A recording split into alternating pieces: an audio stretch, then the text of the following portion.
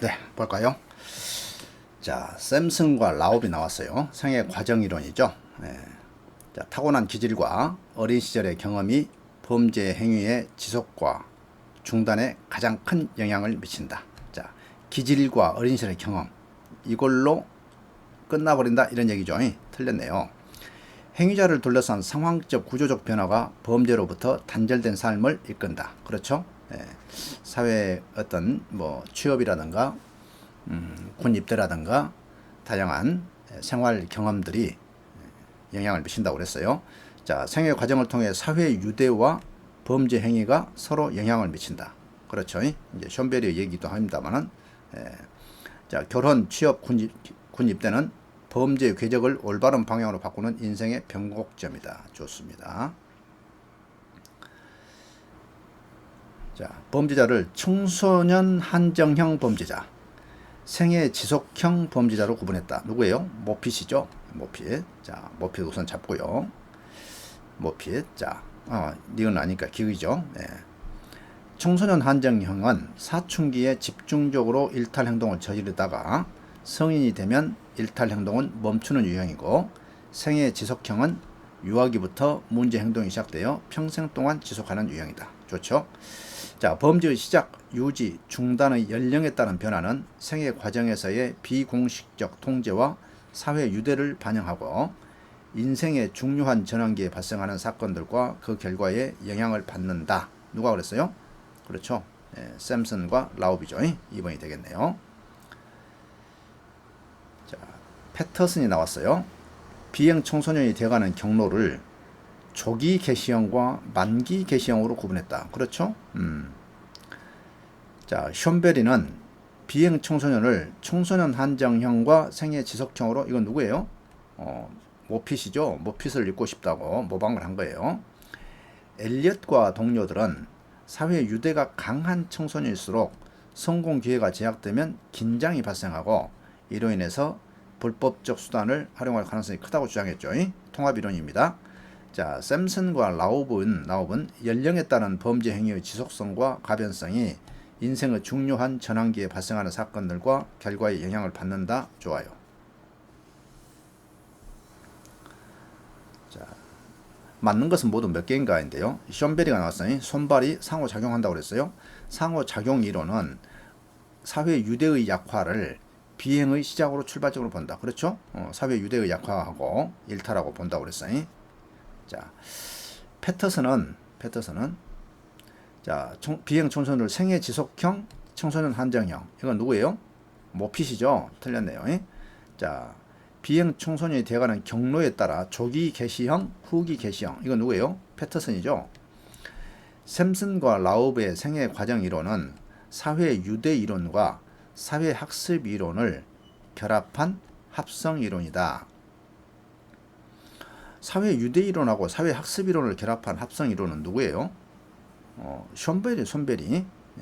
자, 여기 나오죠. 사회 유대 약화, 그 다음에 비행의 시작이죠. 이 비행의 시작은 통해서 나쁜 아이들하고 서로 만나서 학습을 한다는 얘기예요. 배워서 범죄를 한다. 숀베리 얘기입니다.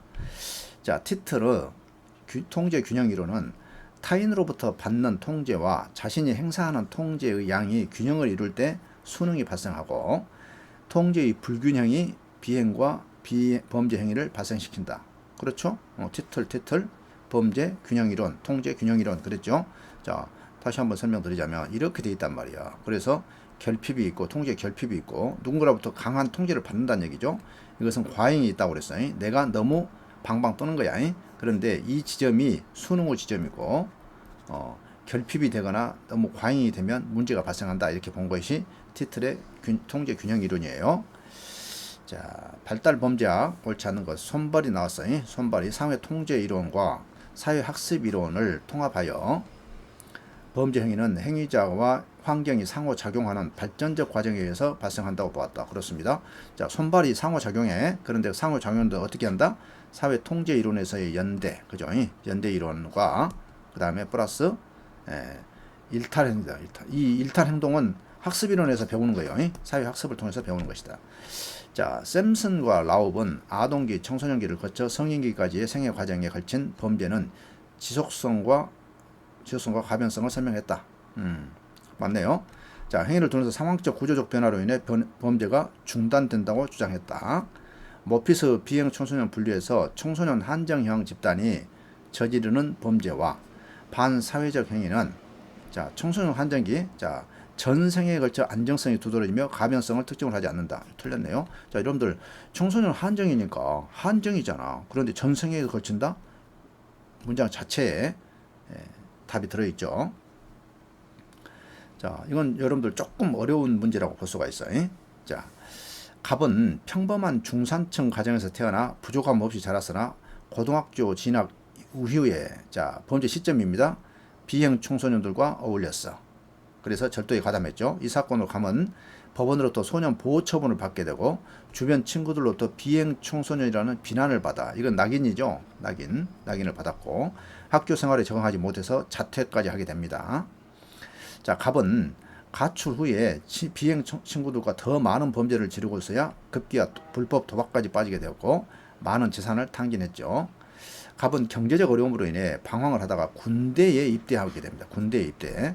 규칙적이고 통제된 군대 생활 속에서 삶에 대해 고민하는 계기를 가지게 되었고요. 전역 후에 기술을 배워서 안정적인 직장을 다니면서 더 이상 범죄를 하지 않게 되었다. 이런 얘기야. 자, 뭐예요? 자, 관계없는 거예요. 자, 차별적 접촉 이론.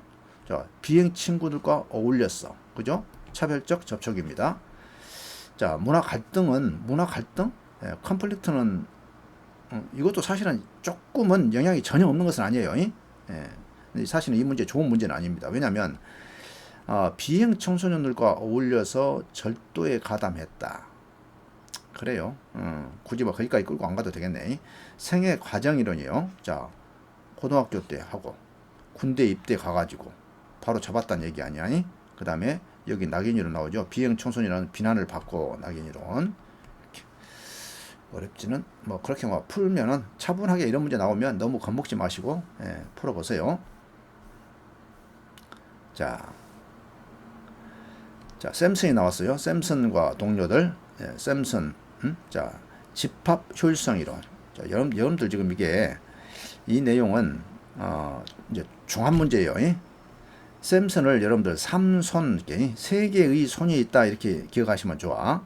그래서 지역사회가 해체되고 범죄 문화가 전달되는데 해체된 지역사회를 다시 재건해야 하지 않겠느냐라고 하는 부분을 샘슨이 얘기합니다. 그러면서 집합 효율성 이론을 얘기해요.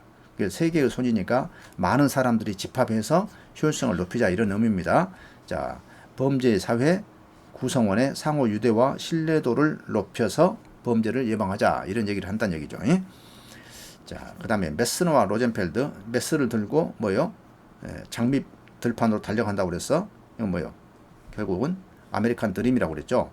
자, 제도적 아노미 이론이고 경제적 문제라고 그랬어요. 좋습니다. 자, 허쉬가 나왔어요. IABC입니다. IABC 항상 기억하셔야 해요. 사회 유대 이론이고 사회 연대 이론입니다. 개인과 사회 간의 연결을 강화할 필요가 있다. 그렇습니다. 레머트는 낙인 이론가죠. 낙인 이론가이고 1차적 낙인과 1차적 일탈과 2차적 일탈이 있는데 2차적 일탈이 문제라고 그랬죠. 그런데 2차적 일탈의 가장 문제점은 뭐예요? 낙인을 결과하는 처벌을 결과하는 말이죠. 그래서 처벌하지 말자라는 거 아니에요. 자, 4D 이론의 근거가 되는 것입니다. 자, 4D 이론이 뭐예요? 비범죄화, 비시설화, 비수용화, 적법 절차, 뭐 이런 내용들을 우리는 이제 4D 이론이라고 얘기합니다. 틀렸네요. 자, 엘리엇과 동료들의 통합 이론입니다. 엘리엇과 동료들의 통합 이론이에요. 자, 노동자 계급 가정에서 양육된 청소년은 부모의 강압적 양육 방식으로 인해 부모와 유대 관계가 약해져서 범죄를 저지를 가능성이 높다. 그래서 노동자 계급이 나왔어. 콜빈과 폴리였죠. 가난하잖아. 가난해. 자, 그 다음에 사회 유대가 강한 청소년일수록 성공 기회가 제약되면 긴장을 느끼고 불법적 수단으로 목표를 달성할 가능성이 커진다. 이건 누가 한 얘기예요? 엘리엇이죠. 엘리엇의 통합이론이죠. 자, 가부장적 가정은 양성평등적 가정보다 청소년 비행에 있어서 성별의 차이가 크다. 자, 가부장적 가정은 그렇죠. 남자들은 범죄를 많이 하고 여성들은 적게 한다 그랬잖아요. 그런데 이건 누가 주장합니까? 헤이건이죠. 헤이건 권력 통제 이론이죠. 범죄 행위에 대한 비난을 받더라도 사회 유대가 강한 청소년은 재범을 저지를 가능성이 적다. 허쉬죠. 허쉬의 사회 연대 이론. 자, 헤이건과 동료들의 권력 통제 이론이 나왔습니다. 자, 아노미의 발생 원인을 문화적 목표와 제도적 수단과의 괴리에서 찾는다. 이건 누구예요? 아노미, 머튼이죠. 틀렸네요. 자, 부모가 아들보다 딸을 더 많이 통제하기 때문에 결과적으로 소녀가 소년보다 더 위험한 행동을 한다. 이런 개념은 없죠. 개념 아니야. 자, 부모가 직장에서의 권력적 지위가 부모 간의 권력 관계에 반영되고 이는 자녀에 대한 감독 통제 수준과 연계된다. 그렇죠. 자, 부모의 권력이 평등한 가정의 자녀들은 성별에 따른 범죄 정도의 차이는 뚜렷하지 않죠. 가부장적 가정은 뭐요? 뚜렷하죠. 남자는 많고 여자는 적고. 그렇게 어려운 문제는 아니었지만 여러분들이 정확하게 한 사람 한 사람이 항상 다시 한번 강조하지만 범죄학에서 사람과 이론은 항상 함께 가야 해. 이게 떨어져 버리면 의미가 없어.